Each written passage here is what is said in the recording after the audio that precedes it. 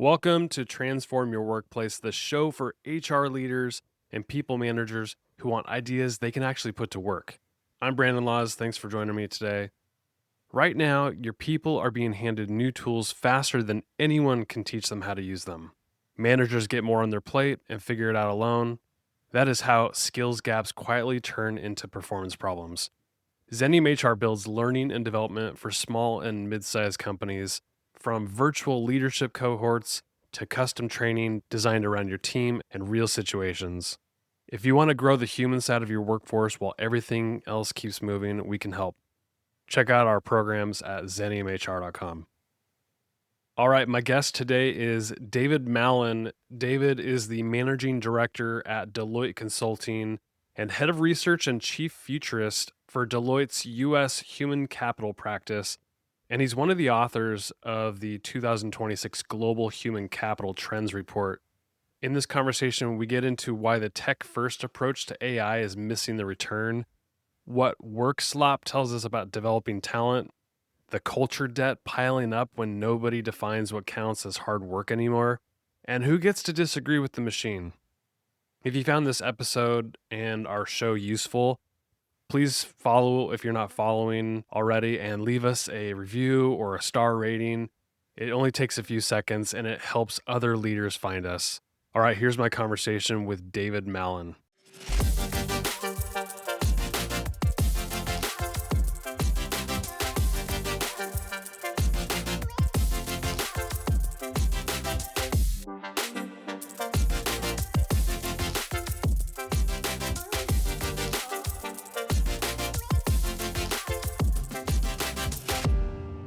David, thank you so much for coming on Transform Your Workplace. Thanks for having me. We're going to talk about the Deloitte's Global Human Capital Trends Report. This year's report frames 2026 as a moment where tensions have become tipping points.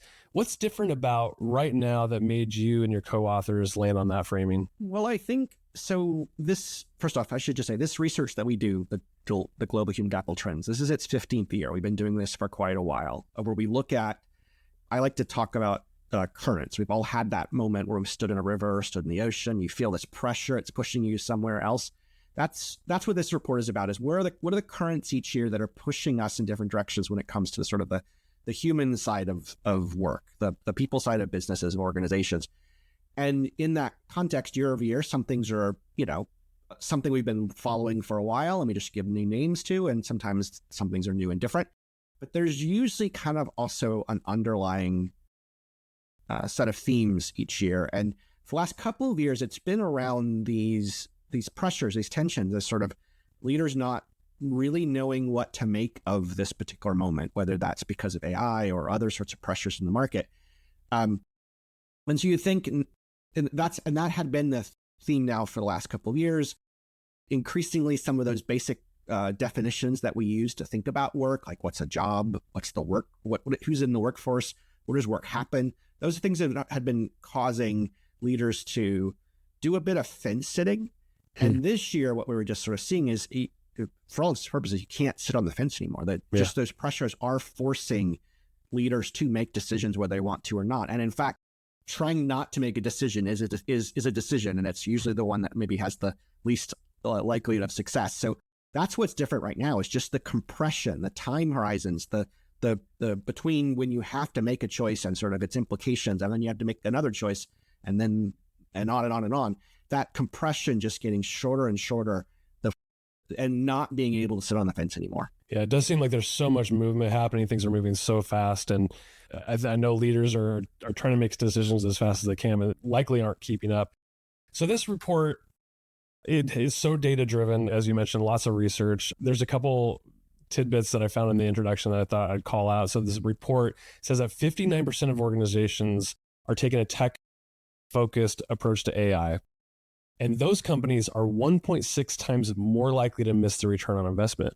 So if that's what the data is saying, why do you think so many leaders are defaulting to a tech-first path when the evidence is actually pointing the other way? It's basically they're misunderstanding the moment. I think AI is and we're not the only ones saying this. It's now, I think you're seeing it being picked up more and more in the market. AI is a general purpose technology. I think too many organizations looked at it and thought, oh, we know how this works. We just did cloud, or we did ERP before that, or kind of more recent tech waves. And they thought, we did that pretty well. We're good. We know what this looks like. We'll implement some things. We'll do some change work. It will be great. And that's not AI at all. AI is much more like, for example, things that, by the way, none of us were in the workforce when this was a thing. Electricity, steam. It took generations before, in the case of electricity, we were doing anything more than putting light bulbs in factories for humans to keep doing human work.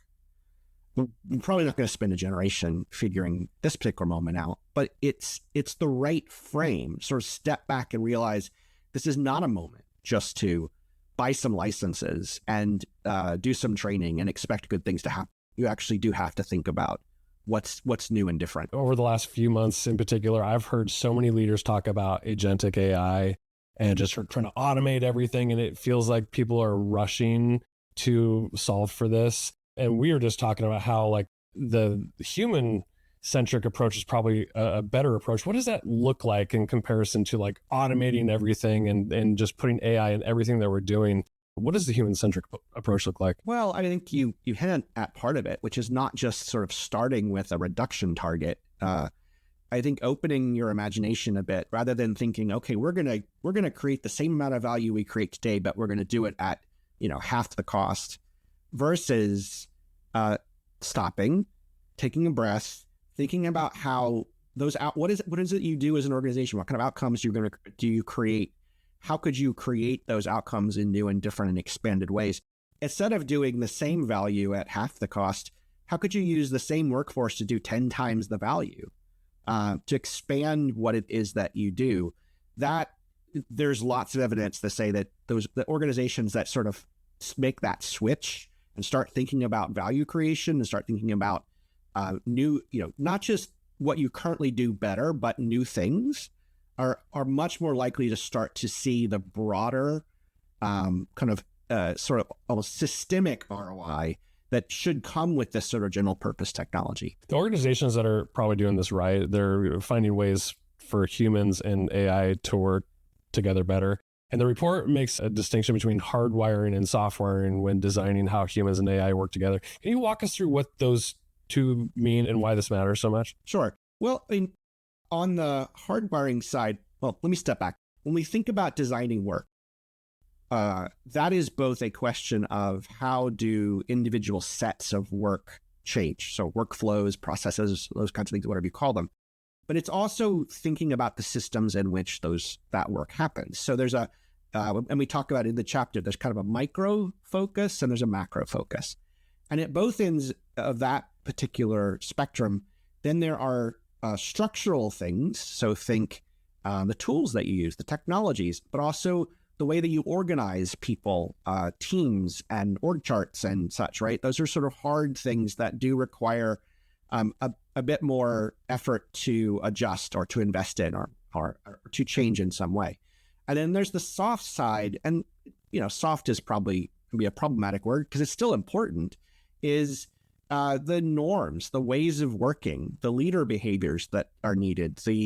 And we'll talk, I think, I'm sure you're going to ask questions later on about our culture chapter about just sort of what's valued in the organization now that you need to think about as well. There's a striking example in the report of a European telecom company that added an AI tool to a customer service and only got a 5% productivity bump.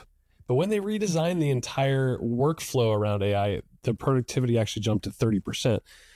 Curious, what's the lesson in here for small, mid-sized organizations who maybe don't have a transformational level of budget, but instead of just throwing AI tools at something, to maybe redesign it around the tools that we have? I think it's actually a similar lesson, kind of almost regardless of the size of the organization. Buying licenses to tools and then using some combination of carrots and sticks to convince workers to use those tools, that's not really a strategy. And the results are likely to be mixed. You're going to see certainly some individuals who will, find value and be more productive, but then you'll see others that may not. You certainly may end up creating longer term issues with skills and such that are going to catch up with you eventually. The point being is that it's not a long-term way to capture value, but that doesn't necessarily mean that you need to, transform an organization or a function to get there, just think in capabilities. Think about those sorts of horizontal value chains that your organization has. And where can you work with leaders at every level just to, again, use your imagination a bit about how those workflows, those capabilities can change or can evolve, and how can they become platforms on which new ways of working take hold that aren't just about solving for a particular pilot, a particular proof of concept. That's where I think we often also get ourselves trapped, as we think that the safe thing is, oh, we're just going to solve one problem, rather than thinking, yeah, no, if we're going to scale this, we need to think about how those sorts of capabilities, those sort of horizontal capabilities that are used for many different things change. And with them, bringing the workforce along so that they understand that this is actually making things better for everybody involved, not just the organization, but obviously all the humans still in it. What do you think the best way to bring people along in these tools is? Because it seems like the learning curve, relatively simple to just start using some of these tools, but everybody's coming from a different place. How do you bring an entire organization up to speed on these tools? So first thing I would do is you might want to check out this. We're talking about the 26 version of this trends.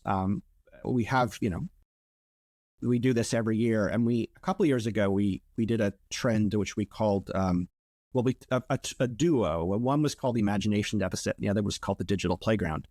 And I think the lessons of those two chapters are still very much valid today, which is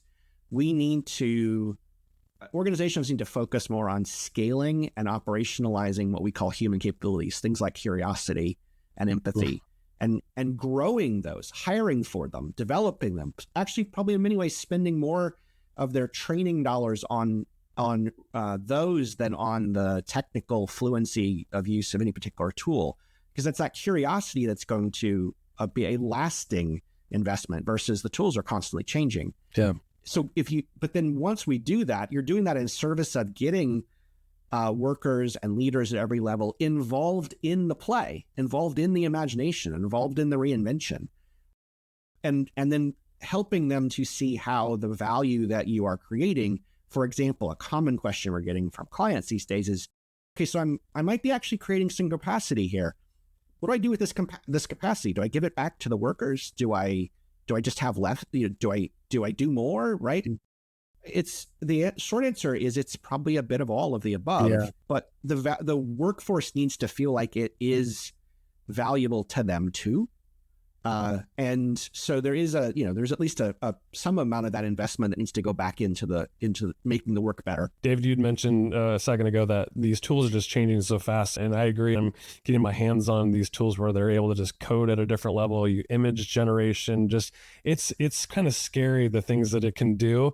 And the chapter that you had in the report about fabrication really caught my eye, because it said that 95% of executives are worried about the accuracy of the data that candidates are putting in their profiles, the resumes. I feel like through AI, they're embellishing their profiles.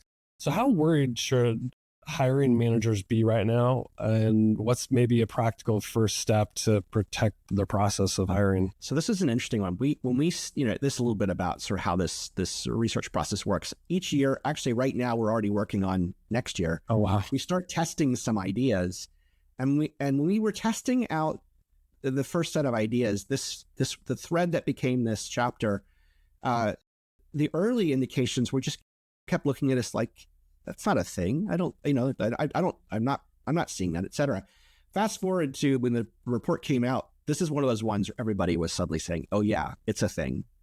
I don't think it's much about being worried. It's just about being aware and diligent. Yeah. Rather than sort of dismissing this or thinking it doesn't necessarily apply to you, it actually does to every organization, everyone who hires anyone. Find practical ways just to bring a degree of proof and verification through your talent processes. There's lots of great ideas. We talk about some in the chapter. The tech space is certainly paying attention to this, but look for ways to bring that verification into the talent process, both before and after hire. Pay attention to just the role of knowledge in the organization and sort of what is what you want help your workforce. Don't leave it to them to decide what is true or not true, or what is accurate or not accurate. Most organizations, big or small, are now spending some amount of time, energy, and money thinking about cyber issues broadly.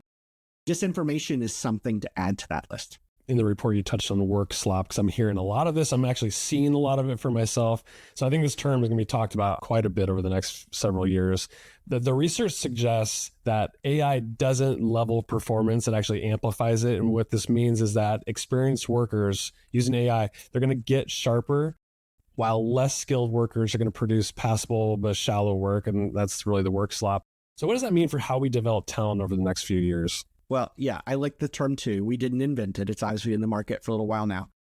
I do think, again, a plug for this past year's 25 set of trends. We talked about the experience gap, which is in today's organizations where we have fewer levels at lower entry level levels in organizations, fewer foothold roles, where in every kind of job, where because of AI and because of other reasons, we're pushing more work kind of up the ladder, as it were. So like what used to be a manager, is the requirements of a manager are now the requirements of a first time hire.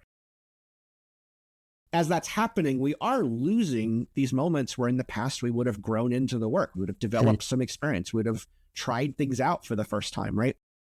We're going to have to figure out how to still continue to do that. And there's organizations that are experimenting with just in moments of practice, moments where you're not deliberately not using AI tools, for example, dusting off traditional things like apprenticeships and internships, even deliberately going back and rehiring foothold or entry level roles, just because they're beginning to realize that while this kind of diamond shaped organization seems like it makes sense for every one organization in isolation, everybody has that shaped organization. You're not going to hire your way out of this anymore. You're not going to go find somebody else's experienced worker. So it is about being very intentional about friction, that where you build it back into the system so people can practice. On decision making, you quote a leader who says, "The moment AI enters the workflow, the real question isn't what does the model say, it's who gets to disagree with it and how fast," end quote. I think it's a powerful reframe. How should we be thinking about, or how should leaders be thinking about decision rights when AI is part of the picture? Well, I think first off, just think about decision rights. I think that's been a lesson of our, not just this research, but we've done other research on decisions over the years, is that most organizations only kind of, in a passing might think about decision rights, and they rarely build them in except for maybe very large, high investment in annual planning processes, or things that might, go in front of a board of directors, right? For the rest of the organization, decision rights are sort of assumed or left to relationships and such to figure out. Just spending a bit more time on that, on kind of thinking about the kinds of decisions that have to get made, who needs to make them, the risk profile of those decisions, and how much human agency matters. In the chapter, we spend a lot of time talking about balancing. Of course, we want in today's world a lot of machine autonomy, because that's where the speed, the efficiency is going to come from. But human agency is where accountability comes from. And if after the decision is made, if something either goes really well or doesn't go quite as well as you'd like, if it's really important to know who's accountable, then human agency has to be baked in some. And with agents especially, it can be hard to draw a straight line between the chooser, the choice, and the results. So you're going to have to figure out how to engineer that line of sight into not just individual agents, but the architectures in which they work. The cultural impact that AI is having on organizations is really fascinating to me. In one of the chapters, you talk about cultural debt. The report highlighted that 80% of leaders and workers are concerned that their teammates are using AI to look more productive than they are. That's a huge number. So what does that level of suspicion do over time to a culture? How do leaders start addressing it? Well, I think we skipped a step, basically. We've put these tools into the organization. We've seen that they can do amazing things, including help people go further, faster, do more, etc. But And I think maybe, to be fair, most leaders just didn't even realize that, oh, maybe that meant we needed to rethink what's hard work. Yeah. What's cheating? What's the difference between cheating and augmentation? If I tell you I want you to use this tool to do more, go faster, reinvent, how do I then judge what you did versus the tool? What do I promote you? Do I promote the person who works a 30-hour week but's mastered all the technology, or the person who doesn't use the technology and works 60 hours? These seem like sort of basic questions. They seem, almost sort of scruples like, but they're extremely important, and they deserve to actually be talked about out loud in organizations, so that all those existing ways that you have to recognize, reward, promote, develop your people, that those things are baked in, that the right kinds of things are being rewarded, the right kinds of development is happening. Because if you don't, what ends up happening is, the stat you mentioned, in absence of actually dealing with this, you create vacuums, and the workforce will just fill the vacuum. They may or may not fill it in the ways that you want as an organization. It may not be in keeping with what you thought your culture was. So, taking the time to actually think through how you want your existing values to play in this new AI-enabled world, is what should happen. You mentioned that we skipped a step, and it totally feels that way. I mean, I don't have the research you do, but in the people I'm talking to, it's like they feel so behind because things are moving so fast that they're just giving people the tools. They're making changes without really thinking about the cultural impact. Are most organizations and leaders going to be able to just push pause and start to ask some of those questions? I mean, what are you recommending of the people that you talk to? Well, I don't know that anyone is just going to stop or push pause. But these things can happen in parallel. It doesn't necessarily have to mean, okay, let's just take a break for a while. It could just mean that while we are continuing to figure out how these tools are going to be used, or to go back to the conversation we were having a little while ago, as we're beginning to think about how we're going to reimagine work and redesign workflows and such, part of the design conversation just needs to be, okay, what's the human's role in this work? What value do they bring? How do we isolate as best we can? Because we probably can't do it 100%, but how do we isolate as best we can what the value of the human is in the work and what they're bringing, including, for example, this is a little bit of a tangent, but it's, I think, exactly the kinds of things that are happening in the real world right now, outside of even beyond companies. Yeah.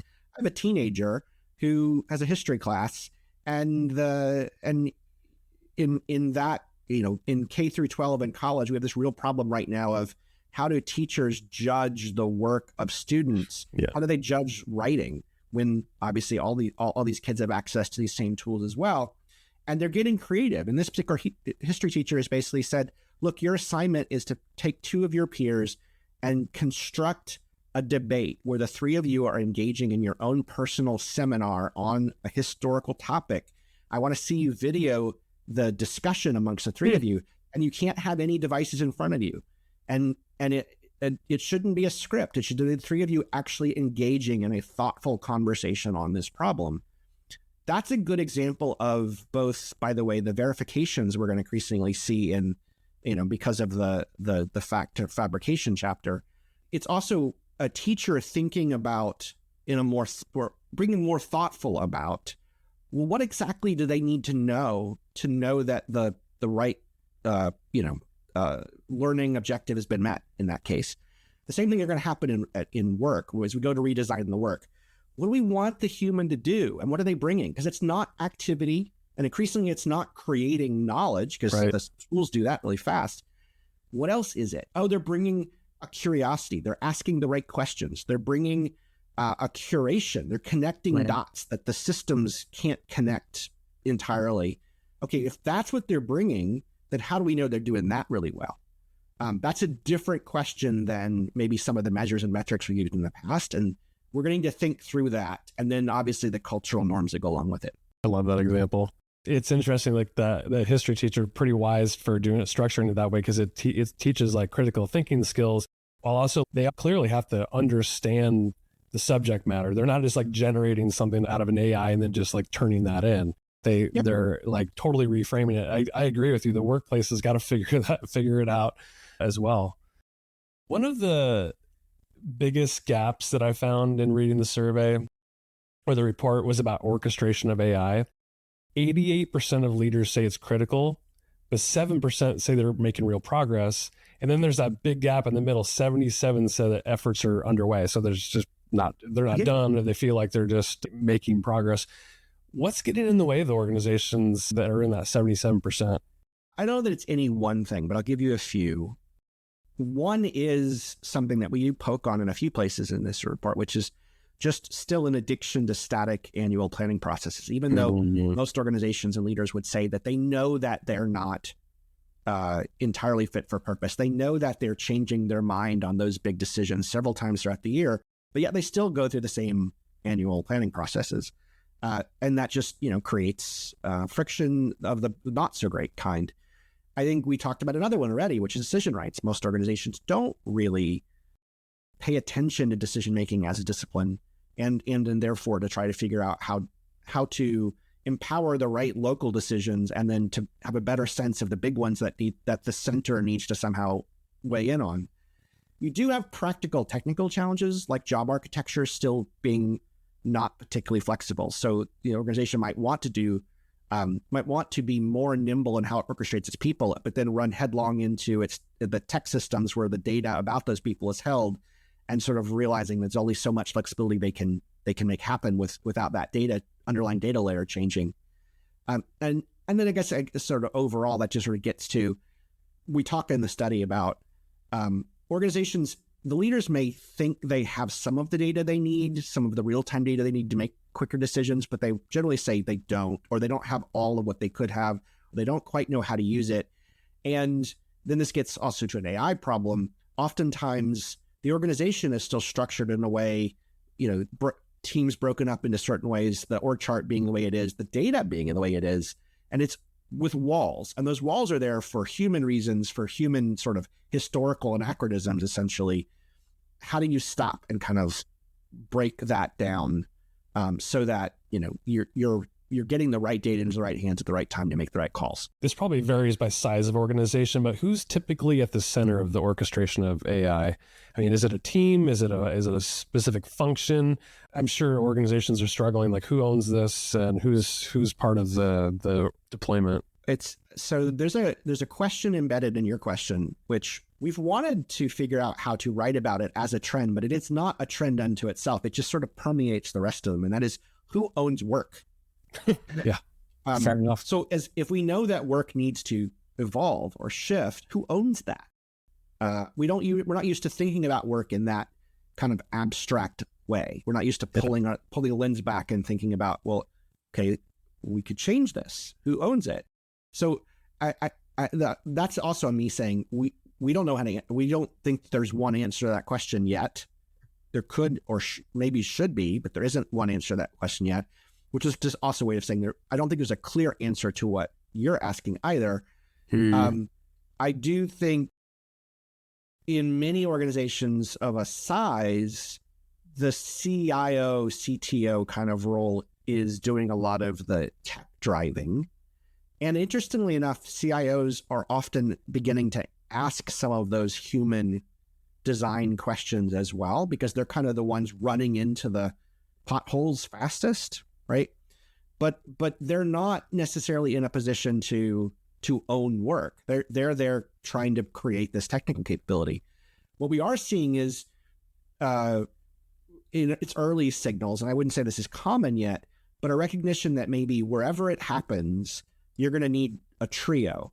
It could be 3 people, it could be 3 teams, but you're going to need a trio. And one pillar in that stool is experts in how humans tick, how they behave, how you motivate them, etc. One is expert, obviously, in the AI technology, call it a forward deployed engineer or what have you. And one is an expert in whatever the domain is, whatever the work is. Are we talking about a function like finance? Are we talking about more kind of hard business work, like you make widgets? So who's the factory or what have you, right? But you're going to need that trio And you're going to need all three of them to work together versus any one just sort of doing it sequentially. This is related to what we were just talking about. You pose a question in the report I keep coming back to. Have organizational functions outlive their function?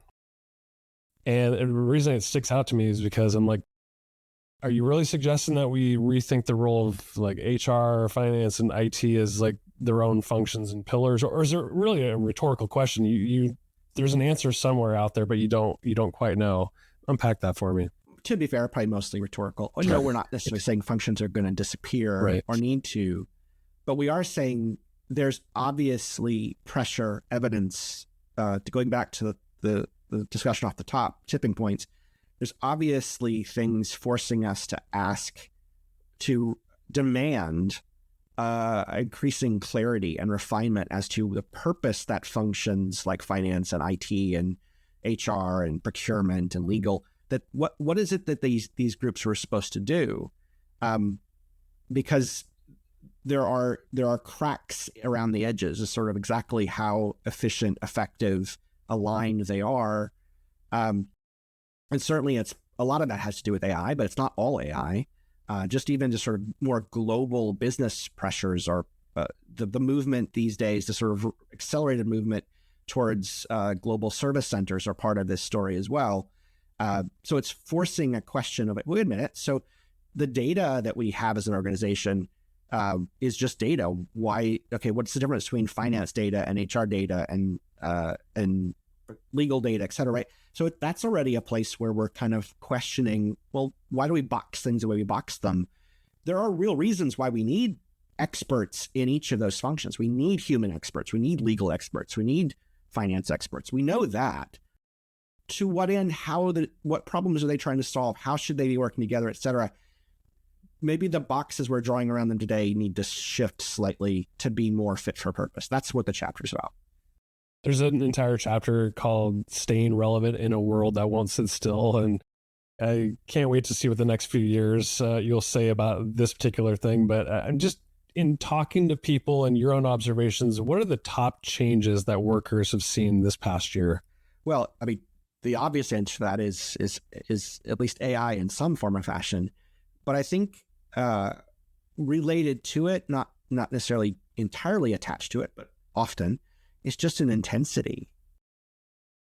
You think about if you first off, the biggest change might be if you're one of the ones that has been let go in an organization, but the data would say there actually haven't been as many of those as we might think. The labor market's been more stable. It has been more about just, not moving, people not hiring, but also people not leaving.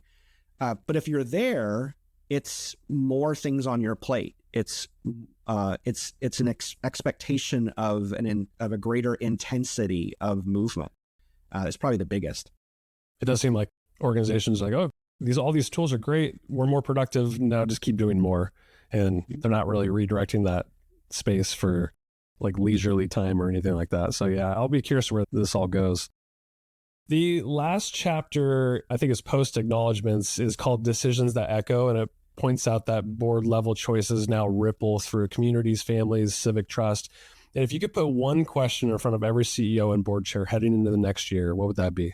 One of my favorite quotes in last, I don't know, month or two, there's an economist at Stanford named Eric Brynjolfsson, who is one of the kind of key researcher thought leaders out talking about the effects of AI in organizations. And he was speaking to an event a few weeks back, and I'm paraphrasing what he said, but basically the gist of it was, the role of humans in organizations is a design choice. And my addition to that is that we have a whole lot more control, agency, influence over this at every level. Frontline workers all the way up to chairmen of boards. We have a lot more agency over all of this that I think we sometimes think. There's this tendency to think right now that we're all just on an amusement park ride and we're along for the ride. We're going to enjoy it, but there isn't necessarily we could choose to do this differently. And I think I am very optimistic about what this moment is potentially bringing.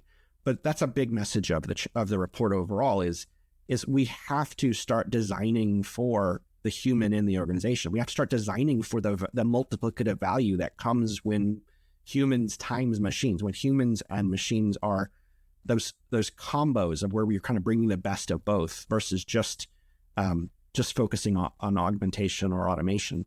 So design for the best of both. And in so doing, to pick up on something that we were talking about earlier, don't just chase efficiencies, chase those combined multiplicative values, that the doing more and more interesting things. David, I really enjoyed this conversation. We talked about a lot of different areas of the report. Of course, we didn't talk about everything, but if there's something that you want people to take away from the entire report, whether it's something we talked about or not, what do you want them to take away from it and take action on? Well, I mean, part of it, I'm just going to repeat a little bit what I just said, which is design for that human value, unlock that greater value. Don't chase efficiencies, and don't and just believe that you have this choice. Believe that you have this agency. Believe that you can. Every individual who reads the report, every leader who is in every organization, every worker can influence this question. I in my role as kind of a futurist and a research leader, I often get in front of groups and talk about this sort of work. And one of the things I'm often talking to them about is there's a tendency in a moment like this to sort of think, oh, most of these questions are just science fiction. They don't really apply to me, or that's just, kind of too abstract or esoteric. I don't think that way. The thing is that that's a message of that decision, that Echo chapter. We're all in, by either through action or by default, we're all choosing which science fiction movie we want our future to be. So think about it, and then just be intentional about it. What do you want that future to look like? Because that's what we are making. That choice we're making every day. David, we'll put a link to the 2026 Global Human Capital Trends Report in the show notes and in the article. Anything else you want to plug before we leave? Yeah, no, that's it. By all means, go check out the research. It's in multiple forms depending on how much you just want the 30-second version, or you want to sit down and read the report. Either way. And find us, I guess, on that note, find us on social media. We'd like to hear what people think of the report. And as I said, we're already working on 27, so we're always looking for folks who have signals that we should pay attention to. My guest has been David Mallon of Deloitte. David, thanks for coming on. Thank you.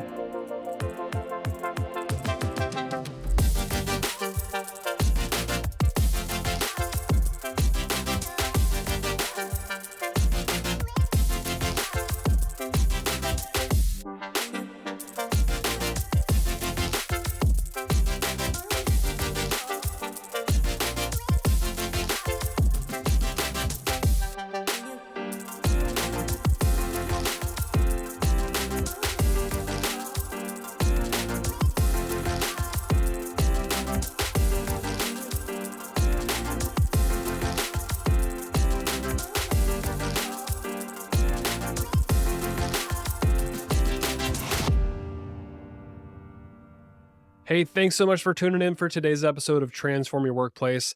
The content on this show is strictly for general information and educational purposes only, so that you can go transform your workplace in a positive way.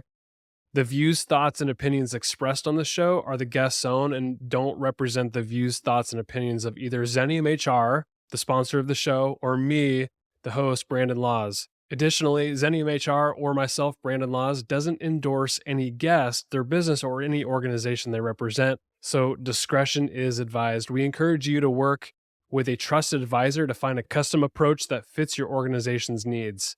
Thanks for tuning in to today's episode.